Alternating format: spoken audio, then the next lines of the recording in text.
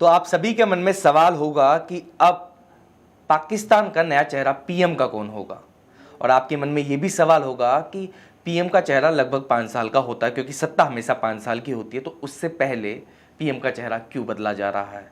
तो ये पाकिस्तान में पहली बार नहीं हो रहा है, इस पे भी बात करते हैं। तो थोड़ा आपको विस्तार से और थोड़ा समझाते हैं कि सांसद का भी क्या खेल होता है। आपको बता दें कि पाकिस्तान में पीएम बनने के लिए जो टोटल सीट होती हैं 342 होती हैं, जिसमें से आपको 172 सीट चाहिए होती है सांसदों की। पहले इमरान जी के पास इतनी सीटें थीं, पर अब कुछ दो पार्टियां हैं जो मिलजुल कर खड़ी हुई थी इनके साथ, उन्होंने अपना सपोर्ट हटा लिया है और हटाने के बाद वो विपक्ष पार्टी में आ चुकी हैं और विपक्ष पार्टी की सीटें अब 177 हो चुकी हैं और इमरान जी की सीटें अब हुई हैं 164। थोड़ा ये भी समझते हैं कि आखिर ये 5 साल से पहले कैसे हो सकता है। तो आपने एक हमेशा चुनाव या फिर आपने अगर भी न्यूज़ देखी होगी तो आपने सुना होगा कि इस पार्टी ने पूर्ण बहुमत से अपनी सत्ता हासिल की है।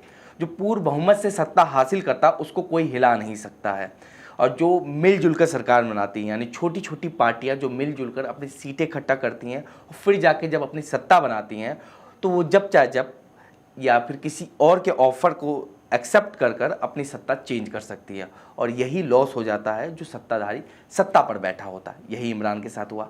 इससे भारत को क्या इफेक्ट पड़ रहा है, इस पे भी बात कर लेते हैं।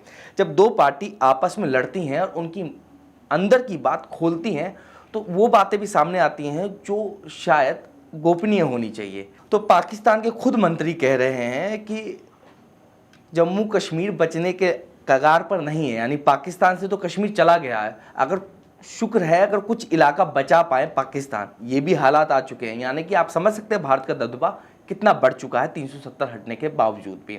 और इसी का जो ताना देते हैं, या फिर जब भारत का नाम चुनाव में भारत का नाम आना जरूरी है, क्योंकि कश्मीर कहीं ना कहीं भारत का हिस्सा है और कश्मीर के नाम पर वोट लिया जाता है। इमरान खान की सरकार हो या फिर कोई भी सरकार हो, ये कश्मीर के नाम पर वोट, और जब कश्मीर ही छिन जाएगा तो किसके नाम पे मांगेंगे वोट, यही सवाल उठता है। अब आपने 26/11/2008 का केस सुना होगा, जो कैसे भूल सकते हैं आप उसे। मुंबई में अटैक हुआ था जिसमें 160 लोगों से भी ज़्यादा लोगों की मौत हुई थी, 300 से भी ज़्यादा लोग घायल हुए थे। बार बार पाकिस्तान विदेश मंत्रालय में कहता है कि आतंकवादी जो हमला होता है वो पाकिस्तान की तरफ से होता है, पर भारत की बातों को इग्नोर किया जाता है। पाकिस्तान के मंत्री खुद बोल रहे हैं कि अजमल कसाब को कहीं ना कहीं पाकिस्तान ने ही पाला था, और वो सारी बातें खुलकर अब सामने आ रही हैं।